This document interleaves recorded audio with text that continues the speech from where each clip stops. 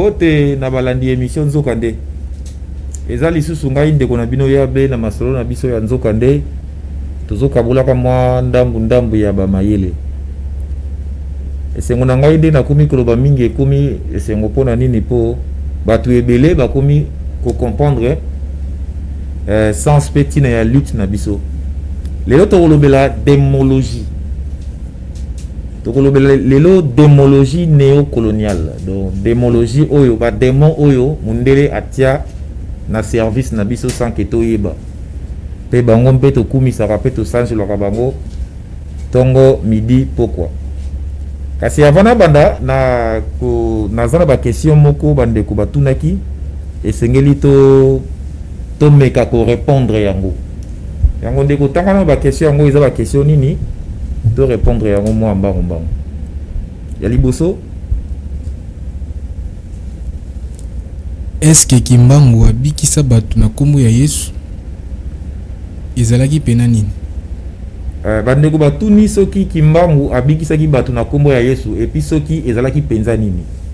So alors moto abotamaka na makambo na ye na nzoto lokola prophète Kimbangu abotamaki déjà na molimo wana kozanga bagide na mokili ndenge moko abotami akuti mateya ya Yesu lokola pe azaki protestant nde epermetaki ye asala ba miracle na kombo ya Yesu po na bomoto na ye abandaki kokanisa ke oyo ye azosala wana eza nde bonzambe ya bapaya Nzokande ezalaki nango biloko ya kati donc ezalaka un peu bongo na ko répondre les autres na pese exemple moko palpable tozana maître moko lelo oyo komo na ye Samuel Masambukidi papa na ye papa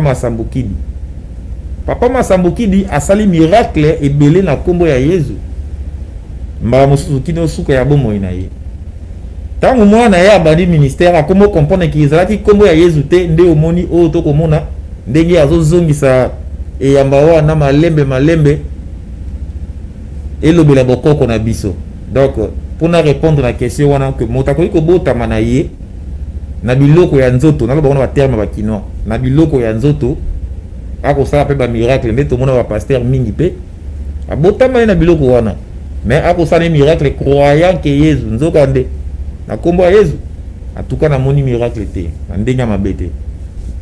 Deuxième question. Troisième œil ezalaka. Expliquez biso troisième œil ezalaka wapi? Troisième œil bandeko pe na braza batuna nga question yango pour na troisième œil. Troisième œil ezaka bagambi mortel. Moto azaka na misu misatu te, moto azaka na misu mibale. Moko emona moi, moko emona butu. Po misu oyo ezana elongi nyonso mibale oyo tomonaka. Emonaka eloko moko. Sala exercice on ndako ndeko nanga. Tala tia maboko na oboye. Tala maboko pe tala plafond. To ba tol na yo ndako. Okokate, okotala ka moko. Nzokande lisu ezalaka mibale. Moko oyo ezalaka pona komona moi oyo totalelaka na bonzoto na moko oyo ezalaka pona komona butu oyo ezalaka na sima ya moto. Donc troisième œil au balakisaka biso na ba illustration na lisu na pembeni na miso awa boye bagambi mortel. Moto azalaka na miso mibale. Question mosusu ndeko na ngai. Ba chanson profane ekoki pe ko changer moto? Oui. Ba chanson profane ekoki pe ko changer vie ya moto certainement oui. Pour moto akoki ko qualité ya moko na kati ya nzembo ya mupagano moko a changer pe comportement. Topé moto chanson profane ekoki pe ko désenvoûter moto. Na habita ou David a robeta lindanda tangu nona kwesi Goliath te alongola ka ba démon na nzoto ya roi. Bon azaki pe ka profane. Donc c'est un peu ça. Isa oui, ba chanson profane ekoki pe ko changer vie ya moto oui. Na habita ba question silito ezakaka. Mutuna eminei ozana niveau nini ya ba étude? Niveau d'étude na ngai batu batuni nazala niveau d'étude te bon na se considéraka na natanga na ngai te pourtant on na tanga ki ba makambo mingi ezali lelo biso ezalaki te nakende wana bozoba biso tangi comptabilité tosali science commerciale ntango tosilisi baklasse biso osalaki baplan comptable général zaïroise ekokoma plan comptable général congolaise donc PCGC ntango tosilisi bitelo owada eye donc na owada nayebi na ngai eloko te yango na mitiaka natanga na ngai te po nyonso natanga wana mpe ondire lokuta na lokuta donc natanga na ngai te voilà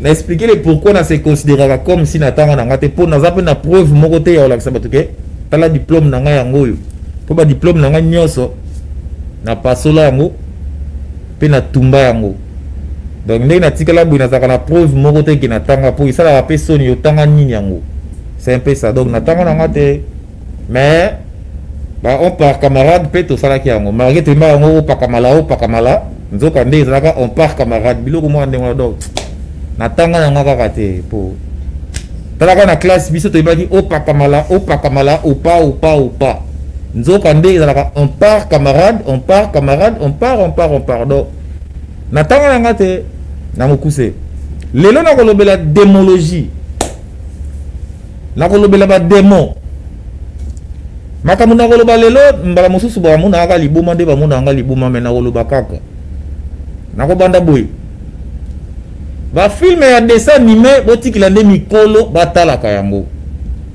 bana mike batalaka bafilme ya attrapele po mwana moke soki batala filme ya attrapele ekomema nango ye mosika te kasi mwana moke soki batala dessin animé ekomema ye mosika nayebi makambo oyo nakoloba dessin animé ezalaka mpona mikolo bafilme ya attrapele ezalaka mpona bana nayebi makambo nini nakoloba mpona badessin animé bokomona enseignement oyo tokozwa lelo ya démologie na badessin animé presque nyonso baillustraka badémon yango epuis epermetaka ke bana mike bakoma contact na badémon wana nzoka nde soki bana mike bakotala bango filme attrapele epuis baparent tokoexplike bana mike na age ya mike attrapele bakozwa connaissance na esika batalaka badessin animé oyo bakomona lokola ba miraculous donc mwana moke azomema déjà esprit quelque part c'est un peu ça lelo tokolobela démologie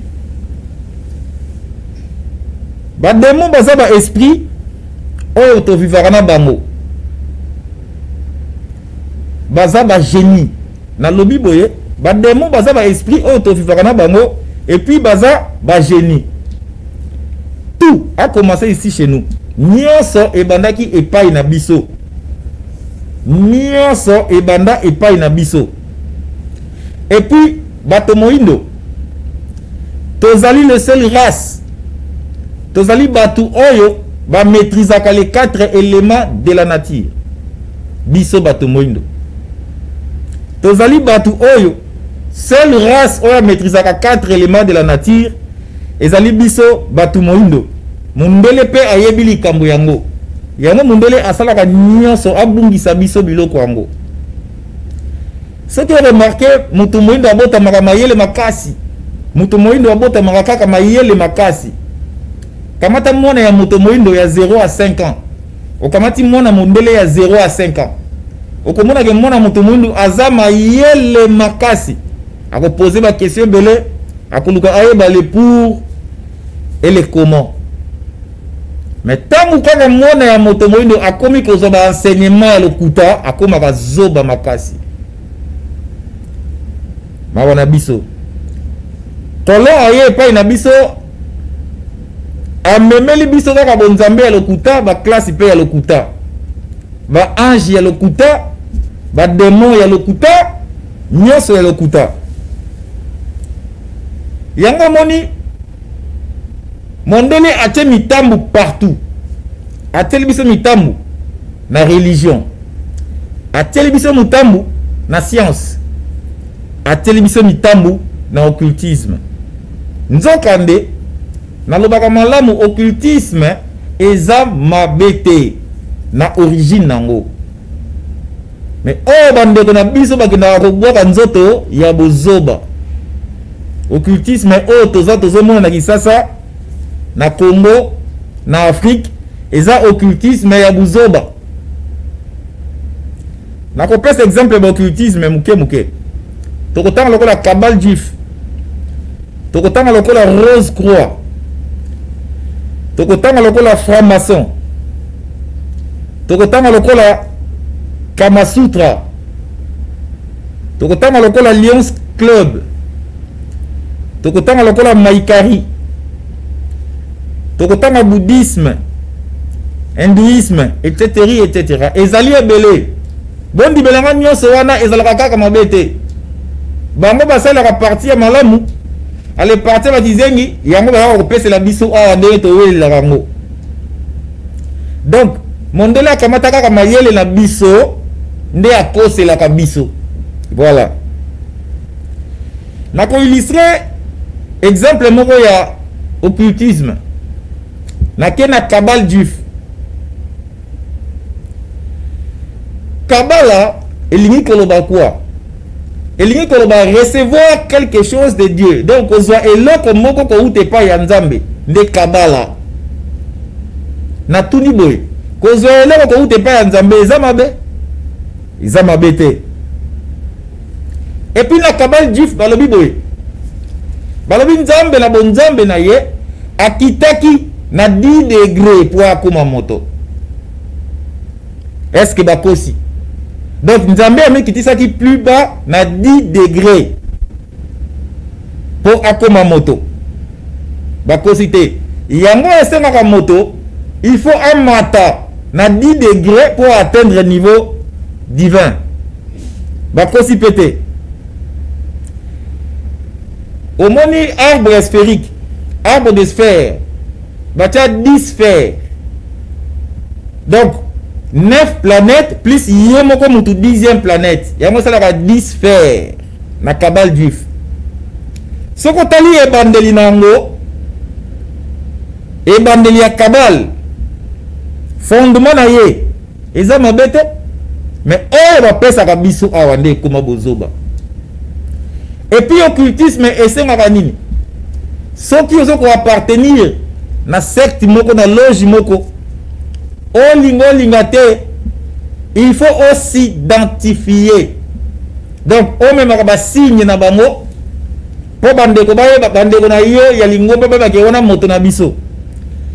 Yango to komona lelo ba pasteur na biso ya Kinshasa oyo bazana kati ya cabale juif bako finika ka ba écharpe bako lataka ba bonnet bandimi. Bon, quand tu n'as pas pasteur, n'a pas moyo, on a veste écharpe ya nini, écharpe ya nini, toloba te. Makambo na koloba, yango na kosebela ndeko da Cruz, o illustré ba écharpe oyo ba kabal dans l'attaque, ba pasteur na biso nyonso pe, bon, na pe kisi na ngai te, souci na biso za. Tous allés dans le vrai. Souci na biso ezali, tous allés dans le vrai. Donc, na formule parenthèse wana, na kami parenthèse ba le que ceux qui ont un occultisme, il faut oser ba signe. Oh que la saki oser ko appartenir. Ya on a pris cet exemple à cabale juif. On a tous nos pasteurs, majoritaire pasteurs na biso écharpe kaka noko. O tout na autour de la signification te nenge pasteur na bino pena veste écharpe bonnet na mutu kapamba nzokande na loi mystique eloko ya pamba ezalaka te ndenge touti komona Macron aye atomboli masanga po abakisa biso susu kwiti ya buzoba. Bon nakota ta kuna te ya pona ki na démologie po za koti makaba Macron wana na ba et so anga mutema makasi yo Macron to yebi yo occultiste munene mama na franc-maçon kutu batindaki Macron abala mama mpaka bon il paraît maman on peut azarani mobali bon c'est quel kiliki il paraît qu'il azarani bon etalingate nala ke na mama mususu na bana ko baboye soki oza occultiste soki okomi wana il faut porter ba signe la sakezo occultiste ba signe ngo to monde ngo epa ba ninga et pas ba maître na biso tout et pas ba grand maître na biso tout au monde ba signe bo tout na côté musicien na biso mo ba bi aigle pasteur mo pe aigle église mo pe sou aigle bo siko aigle mo yandeni mbala musu posa ko seka mbala musu na passe na mutema boko mona na kota pe ka kuna te ça dit ngai ça la mas mais c'est ka bomba mo ça la passe ya bo tout na pasteur nenga nini moyembi ya mopagano yo ami bengi aigle to moni plus loin comme ka kaneti concert ba placation ba manzaka kaneti basi bon na kota la ngango te bon yo pe pasteur aigle sou ndenge nini et bon moi signe ya aigle en église ya kabaka yo boko tuna te nzamba ya aigle et oyeba na lelo toyeba boye ba ange na ba démon apparition na bango ezalaki après moto nzokande ba ange bayaki ko apparaître na ba démon après bato tangu déjà bato bazalaki nalobaki lelo makambo na koloba ekosuwa bato ebele mais ngai sikoyo nakosala effort ka etala ngai te toza na 4 sortes ya badémon na mokili toza na 4 sortes ya badémon. Pourquoi 4 sortes ya badémon? Na ebandeli lokola nzambe asali mokili na 4 êtres vivants, les 4 forces de la nature, les 4 opérations fondamentaux: l'eau, la terre, l'air et le feu. Na fonga sous parenthèse moko. Bon, on a signé à 666 et là ça a imperfection. Pendant nini mondela tia 666. Pour 6 ils ont symbolisé imperfection. Maintenant 9 est symbolisé nini. Pour 6 na 9 bakokana moko fanda moko telema. Parce que 9 a symbolisé nini. 9 a symbolisé la totalité, plénitude. Il y a un moment où il y a 3, 6. Et il y a un moment 6. Na mabele 6. Na mopepe 6. Motonde pour enye bana bazwa mote. Batoli boso ba bimisi moto na mokili ezaki biso. Tango mokili ezaki mokili moi likolo, totala kaka moi likolo. Moto moi ndombe akamataka mabanga abeti pe abimisi moto ezalaka ya biso bato moindo signe na biso biloba lobo na koloba lelo e omemisanga bangambo ebele bon na sote kopela mbambango ndenge tomonaka 666 normalement ezalaka 9999 tokoya plus loin na lobi toza na 4 sortes ya badémons. Par rapport, il y a 4 éléments naturels. Donc, dans chaque entité, tu as des démons propres à l'entité ou à le corps des démons à maï, des démons à moto, des démons à mon pépé, des démons à mon belé.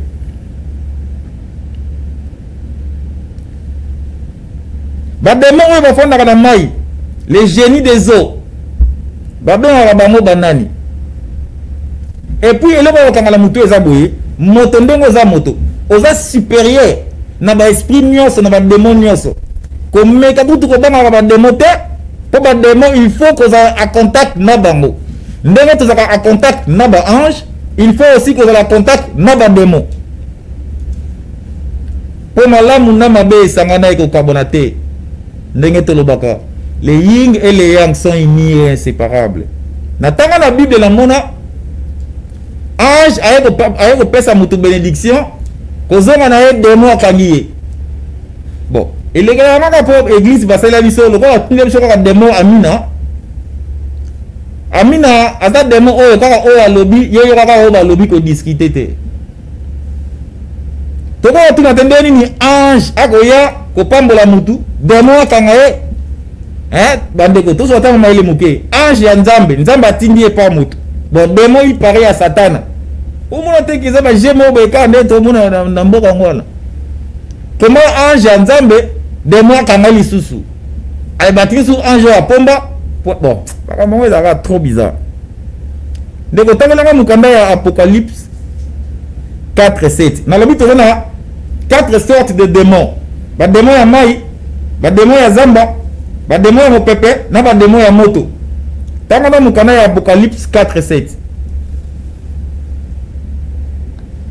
makambo oyo bandeko bokimaka yango te esengeli boyebaka yango epesa bino mayele mpo bobangaka te biloko nyonso babangisaka biso pamba babangisa biso tro yango epesa biso buzoba tala wana lelo nde bato bakimaka mami wata ya pas longtemps na kintuka awa mami wata moko abimi afanya libanga ekembo bato bana dokima nzoka nde mami wata makambo mike kobenga ye mpe kokutana mpe kosola na ye makambo mike il faut ye nde akima yo tanga mokanda Apocalypse 4:7 Le premier être vivant est semblable à un lion. Le second être vivant est semblable à un veau. Le troisième être vivant a la face d'un homme. Et le quatrième être vivant est semblable à un aigle qui vole. Voilà, aigle, toujours ça m'a aigle. On dit voilà, on se met forme, on va tout temps on a des forme et démon. Ça dit batangi, ba sorte il y a ba démon. Ba ko benga ngo ba être vivant. Être vivant aux alabo. Na ko taka kuna te makambo ngo. Na utika ba boye, toza na 4 sortes ya ba démon. Ba démon ba fona kana mai. Ba démon ba fona kana zamba, o ba fona kana mopepe, pe o ba fona kana na moto. Ba démon ya mai.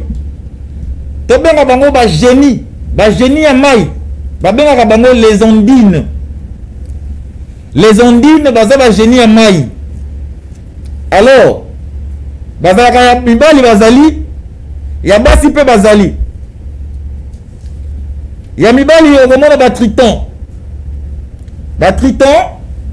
bazali mobali mbisi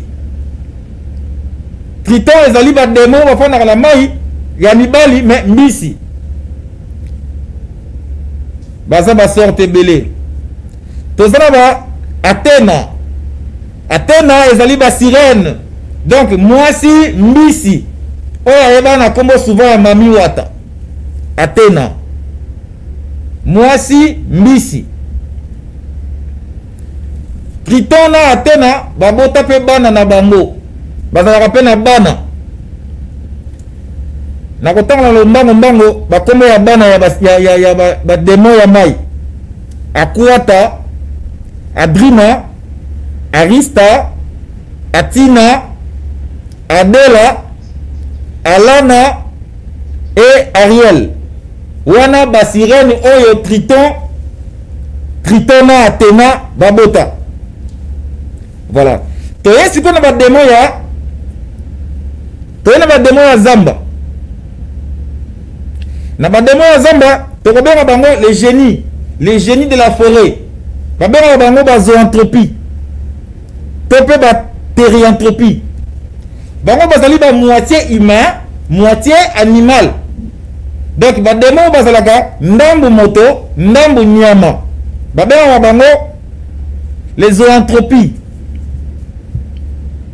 na kotanga bakomo ya moko na bango mo ndambu toza na Bal toza na Belial toza na Baphomet toza na Pan toza na Belzebul donc bazali basorte ebele moto nyama biloko na oloba bana mike batalaka ba dessin animé bako se retrouver rapidement par rapport à ba mikolo totalaka ba film attrapelé bakombo na kotanga ezalaka souvent prononcé na ba dessin animé okomona mwasi moko boy femme serpent donc il faut comprendre ce que moni moto nyama démon azalaka forme ya moto na nyama yeba bazali ba zoanthropie toki na troisième sorte ba démon eza ba démon de l'air ba démon ya mopepe oyo tobengaka souvent ba ange bato bazalaka na mapapu basi bazala mapapu mibali pe bazala mapapu na kotanga moko ndambu bakombo ba démon yango Maduive Yahvé nalobi Yahvé te, nalobi Yahvé. Adonai, Melchisedek. Oh, toloba ba église ke yo zana bandité ola suka te. Nzoka nde baza ba démon mo pepe. Mo pepe bandi wa pepe suki wapi. Nde mo ka nzambe bokoko. Donc, bango wana ba démon mo pepe. Natangi Maduv, natangi Yahvé, natangi Adonai, natangi Melchisedek. Quatrième sorte de démon. Ba démon ya moto. Natangi Malmot, Asmodée, Mitra. Bande konanga na lobi tozana 4 sortes ya ba démon. Ba démon dans chaque entité. Ba démon na bazali. Dans chaque élément naturel oh nzamba sali. Dans chaque être vivant, ba démon na bazalaka. Baza ba génie. Baza na connaissance ya makasi. Donc ba démon bazo entropie et ça ba démon va contrôler la zamba mabele donc sol esprit sous-sol.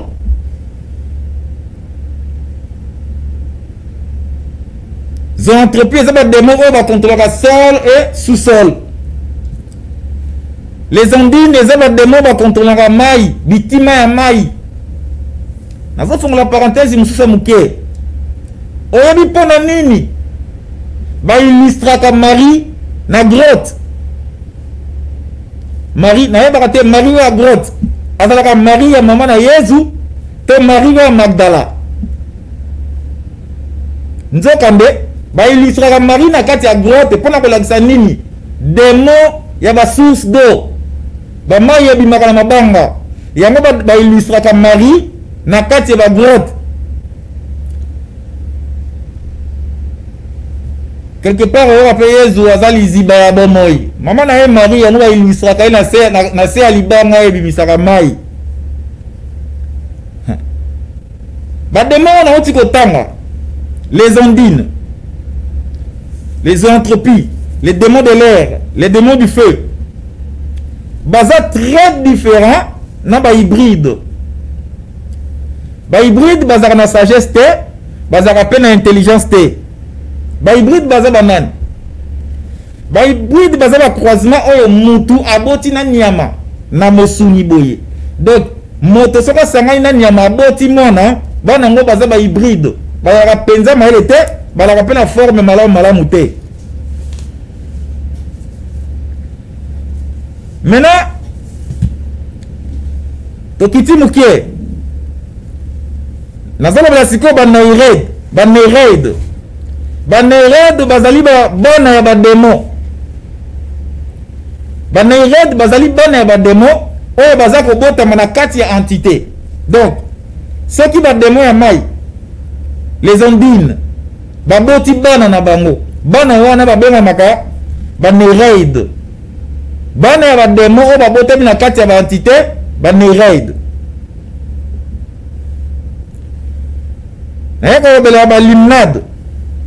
Limnade ezali moto oyo akomi démon.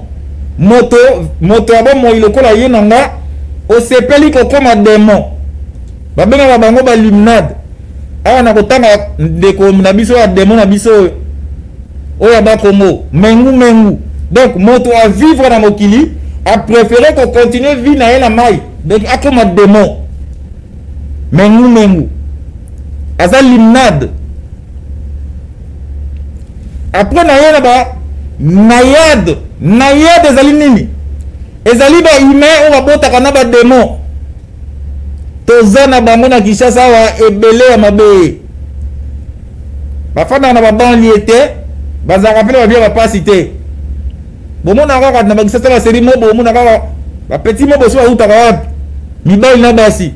Ya kitoko makasi ya santé bien eri mobo na ba moto bo. Ndenga mabete ya. Omona bana ba boîte na ba mutu na ba boîte na ba ville wana ebele. Ba nayade ba yime ba bota kana ba démon. Et là on est sala kana mboka na biso soka muta komi moto ambongo professeur ya université aux titres na gouvernement. OK boy bazanga ka bona bizengi te. Donc na mboka oyo comme na mbongo comme mutu moko levé faut zakana mona gizengi. Gambi immortel. Gambi immortel. Ba démon ba yebi ba secret. Donc chaque démon a 4 entités a yebi ba sekele. Alors, ezama bete ko la contact na ba démon. Moto, ndemo zali moto, yango to bibo kabala baki boye, kabala juif. Alobi, nzambe ami kitisa ki po asala moto. Donc, nzambe asali mokili na ye, na ke na exemple ndenge wana. Nzambe asali mokili. Tango asili se sali biloko nyoso. Nzambe asepeli ya vanda na biloko ya asali. Na dimension na ye akokaki ko vivre na biloko na ye te. Yamai ko sala bato. Tango nzambe akeli bato, nzambe amikotisi kati ya bato. Moto nyoso soko zi souffle de vie. Soko zo pema. Yeba ngo malamu ozali nzambe. Pote mokili ezali macrocosme, moto azali microcosme. Moto azali na bonzambe na kati na ye. Na ba démon, na ba ange, il faut ba obéir mutu. Nzokande et comment ko sala ngai passe nde na monaka ba ninga na biso par ignorance ba fuka melaka milimo. Par ignorance ba sange la kamilimo. Nzokande nzambe wa sala mokili. Nzambe wa solo oyo biso beyaka nzambo te azalaka na posa lokumu te. Nzambe ya solo azalaka na posa lokumu te.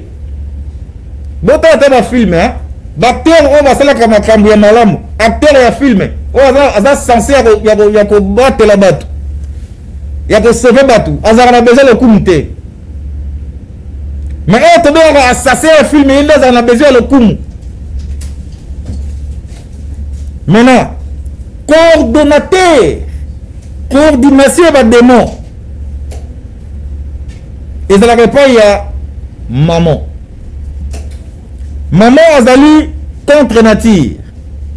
Il y a une forme, il y a des démons, il y a maï, il y a zamba, il y a mon pépé, père moto. Dans le but coordonnateur, il y a des démons. Comme on a un maman. Yende babengi nani? Yende babengi serpent de rein. Yende babengi veau d'or. Yende babengi l'agneau immolé. Yende babengi l'agneau au livre d'or. Maman. Yende babengi le roi des rois. Le Père céleste, le grand architecte de l'univers, les buissons ardents, Père éternel. Bakondo nyonso na uti koloba oyo, ba titre nyonso na uti koloba. Eza ba titre ya maman. Maman azali contre nature. Maman azali contre nature. Mais Nombre chapitre 21. Le serpent de rein, le veau d'or, l'agneau immolé, l'agneau au livre d'or, le roi des rois, le Père céleste, le grand architecte de l'univers, le buisson ardent, le Père éternel.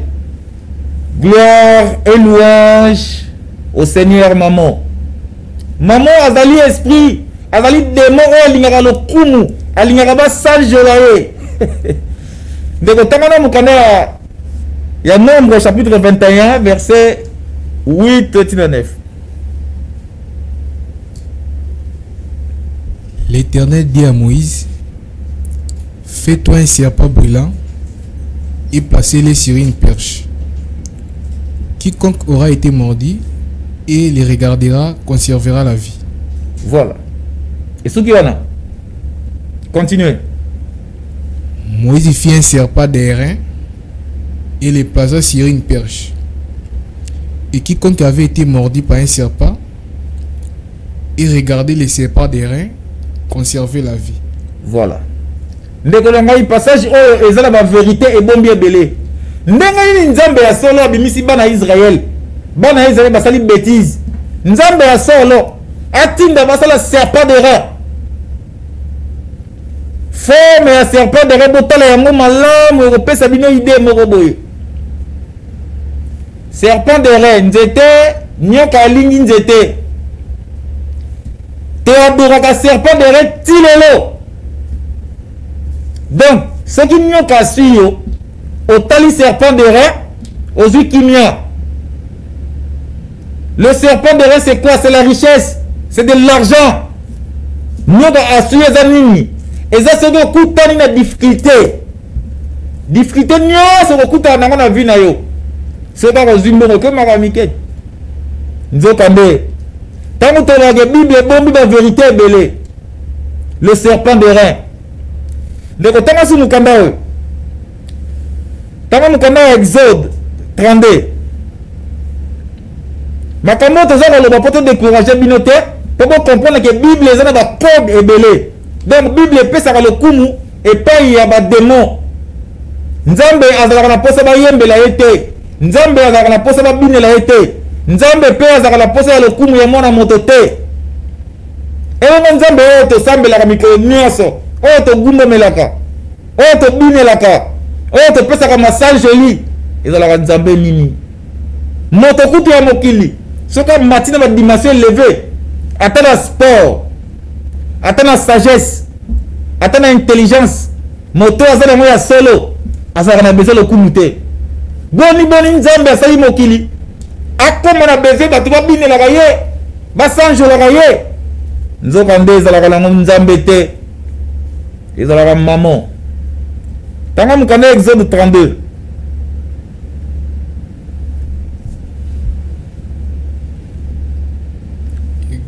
Exode 32, pendant le premier verset. Le peuple, voyant que Moïse tardait à descendre de la montagne, s'assemble à l'aide d'Aaron et lui dit.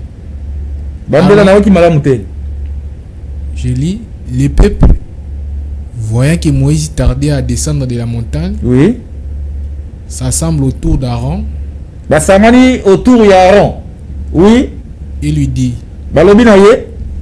Allons, fais-nous un Dieu qui marche devant nous.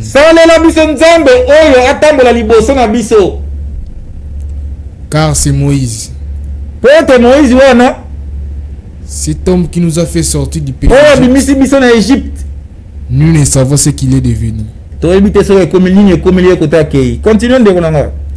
Et puis Aaron leur répondit. ôtez les anneaux d'or qui sont aux oreilles de vos femmes. Aaron lobi boye bolongola biloko matoyi ba bracelet ya wolo oyo ezala matoyi ya basi pe ya bana na bino. Ça symbolise quoi? Ça symbolise la richesse. Le veau d'or symbolise la richesse. Donc il est un dieu oyo apesa ka richesse. Le démon apesa ka richesse. Le veau d'or. Et puis, on continue. Au moment que, après que ça le veau d'or, il faut qu'on puisse avoir un sacrifice. Continuons de relancer.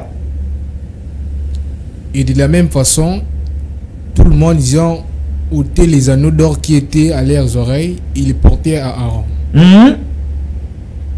Dès qu'ils puissent réciter de leurs mains, jeta l'or dans un moule et fit un veau en faute. Et il dit, Israël. Yoka maloba Aaron. Nasima kosala veau. Yoka maloba Aaron alobi. Israël. Continuez. Voici ton Dieu. Voici ton Dieu. Wana Aaron akola kisande veau d'or. Abi Israël. Nzambe na bino yeyo. T'a fait sortir du pays d'Égypte. Oh ya bi mission en Égypte. Continuez. Lorsqu'Aaron vit cela, il bâtit un autel devant lui. Et il s'écrit, demain, il y aura fête à l'honneur de l'Éternel. Voilà. Aaron lobi to la fête à l'honneur de l'Éternel. Bande konanga to sa rapé mon ndambo mayele. O Éternel o ba yimba kumisa wana lobi na fête. Éternel o wapi. O ya Moïse to vodo. O moni comment l'Éternel ezongi lisusu. Tamu to la Père éternel.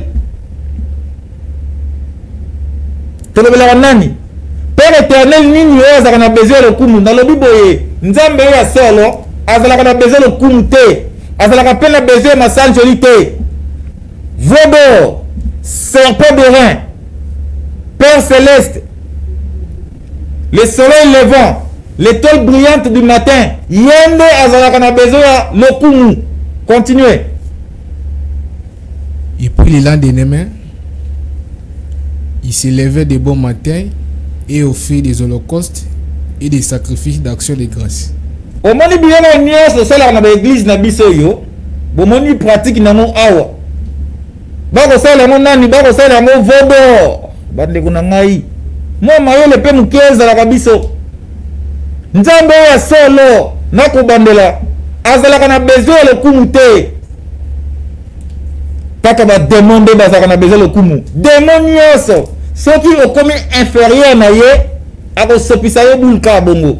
Akotinda yo kumisa ye ndenge tomonaka lelo bametre na biso nyonso oyo basinyaka pacte na badémon il faut otanga bakombo na ye ndenge toyoka bagege ndenge toyoka basankai donc soki okomi kaka na service ya démon okomi kosalela ye il faut otanga kombo na ye et puis il faut porter basigne na ye eza ba musicien moko ya mboka na biso abengaka sankai Sankai! Oui, Sankai. Ba démon. Ba lingaka le kumu. Nzambe ya solo alingaka le kumu te.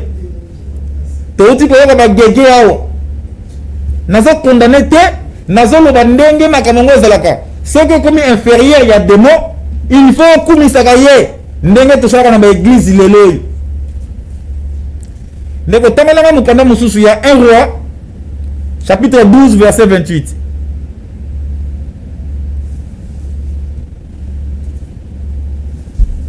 Tangalanga mukanda ya 1 roi chapitre 12, verset 28. Après être consulté, le roi fit 2 veaux d'or et dit au peuple: assez longtemps vous êtes monté à Jérusalem. Israël, voici ton Dieu qui t'a fait sortir du pays d'Égypte. Voilà les dieux d'Israël, le veau d'or. Les dieux d'Israël, ils allaient battre des mots. Na Bible va qu'on illustrer un mbala mbalo. Peut-être moi sous Bible routine d'ailleurs, voilà contact na ba démon wana. Ba c'est pas de rien ba veau d'or. Côté moi sous Bible repérisa yo ko la contact na ba ngote. Tama sous mukanda ya 2 rois 18:4.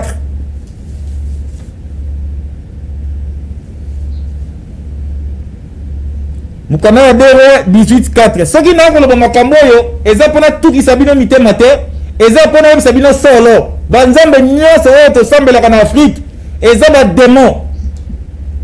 Africain azaka contact na nzambe moko te. Nzambe nini oyo yo sambela soki ya yo te.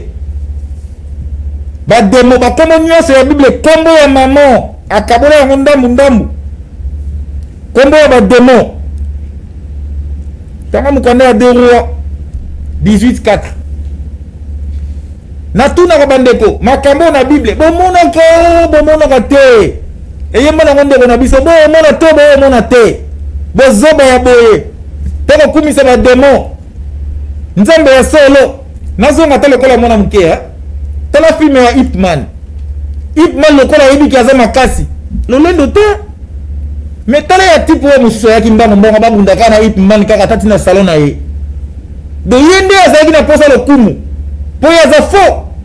Ip Man lokola biki na za vrai. Asa na besoin lokumu te. Libile ngata mota maele moko ya mboka na biso.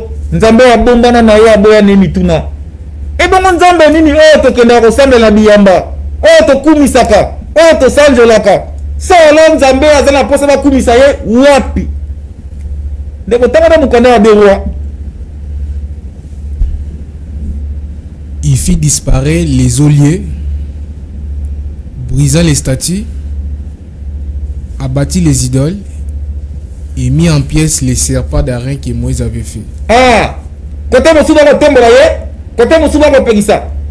Ndanga ni nzamba bimisa bana Israël mayele suka ye. Ce qui n'y a qu'à suivre, pour la nuit, Nzambe à moi Israël. Aïe, ce qui Moïse, c'est que bâtard encore à combo na ye. Pour pas coup faté na ngenge ya nyoka.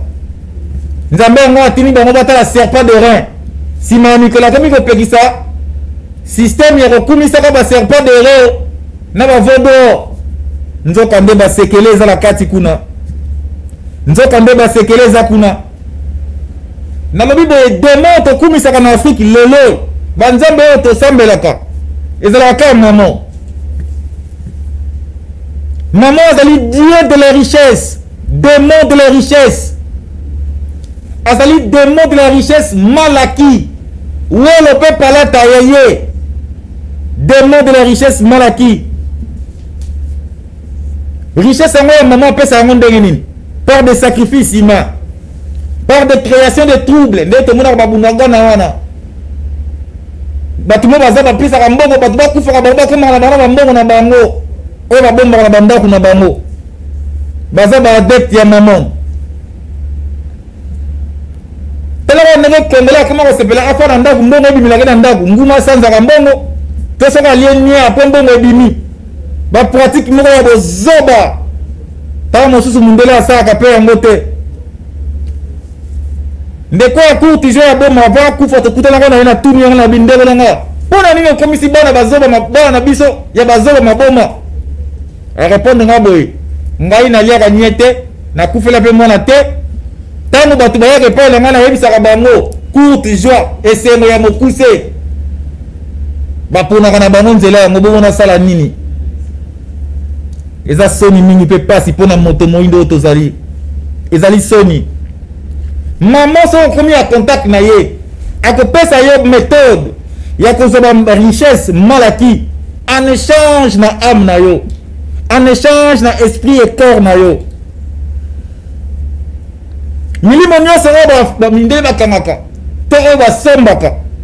Et servira bango pona nini? Pona développement ya mboka na bango. Muto mwinde za lokola téléphone oyo ba pesi kizengi. Ayebi na yo ba option za na kati te. Ye ako fela kaka allo nzokande soko kamati téléphone moko lokola iPhone opesi na moto ayebi akota ba option belé et loko mombela sala ka biso yango wana na kati ya moto en réalité c'est l'esprit yango bakosa ka bango bakosa ka biso dans occultisme étranger que le spirituel contrôle le physique. Pour la bango, c'est comme occultiste, comme spirituel. Bango baza occultiste te bango de physique, le kuta. Le spirituel contrôle le physique et la saramini. Moto ndoza moto, il faut au contrôle la esprit na yo. Au contrôle la sens na yo. Au contrôle la moto na yo. C'est ça le spirituel contrôle le physique. C'est ça le spirituel contrôle le physique. Bandeko nanga nazali likamoko lelo boye bongo ya mutu cerveau ya mutu ezalaka na deux mouvements cerveau ya mutu ezala na deux mouvements ezala na rotation et puis ezala na translation rotation eza nini rotation eza ntango oyo cerveau ya mutu eza tourner autour de lui et du matériel rotation eza lorsque le cerveau tourne autour de lui donc autour de l'humain et du matériel. Maintenant, la translation, c'est quoi? La translation, c'est lorsque le cerveau tourne autour de l'univers. Cerveau et moutou, il y a deux mouvements. Lorsque le cerveau tourne autour du matériel, rotation. On a tout ça dans nomi, et puis tout ça dans logie. Bakou, on va tang sakabiso awa. Tu vois que la nomi na logie. Totangaki occultisme la science. Balaksarabiso a nomi et logie. Le matériel, le physique. Mais deuxième tour du cerveau, la translation. Sophie et Fanny, Batangi Sarabiso jamais. Le plan de la sagesse, il y a eu le camounioso. Motomoko maele yambo na biso le baki. C'est que la vie à moto. Mosala penzambe. Biso siko tokozala biso ka lokwa ba meme babimisi na tongo ke lié na poko ozombe lali tina na biso na mokiyemo za nini congolais, africain, moto moindo, tokolonga na bozoba oyo mokolo nini. Ya solo penza, ndenge tobina kana église, okanisi nzambe asengela kana mabina wana. Ndenge toyemba kana église. Na mokanda moko ya Bible kutu balobi betela nzambe, yembela nzambe na elefo, donc na ba instrument ya louange, akena ngwa. Nzambe na posa louange ya moto te. Nzambe azana posa ya nzambe ya mutu te, kumu ya mutu te.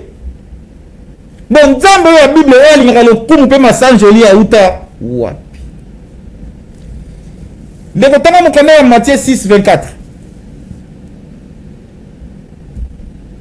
Nzambe oyo alinga lokumu. Nzambe nini?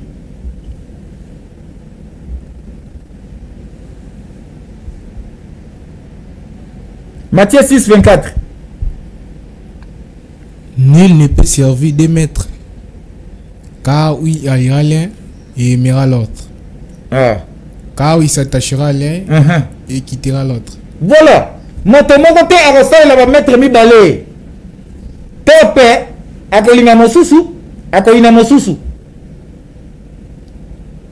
Yango moni quelque part na Bible balobi, cherchez d'abord le royaume des cieux. Royaume des cieux dans le bagala saranini, c'est l'état de l'esprit.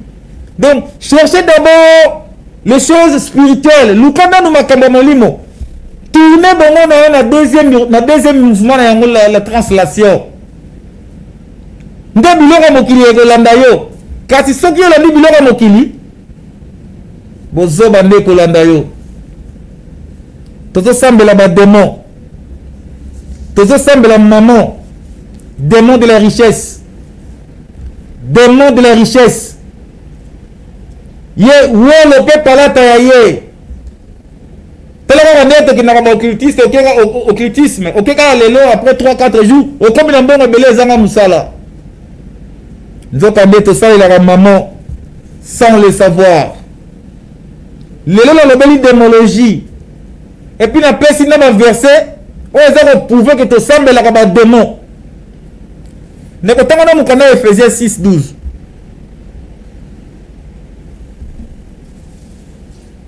Tanga mukana ya Ephésiens 6:12. Na komi ko citer la nyina baboye. Na obito na 4 sortes ya ba démon. Ba démon mosusu bazalaka na mai, ba démon mosusu bazalaka na zamba, ba démon mosusu bazalaka na mopepe, pe ba démon mosusu bazalaka na moto.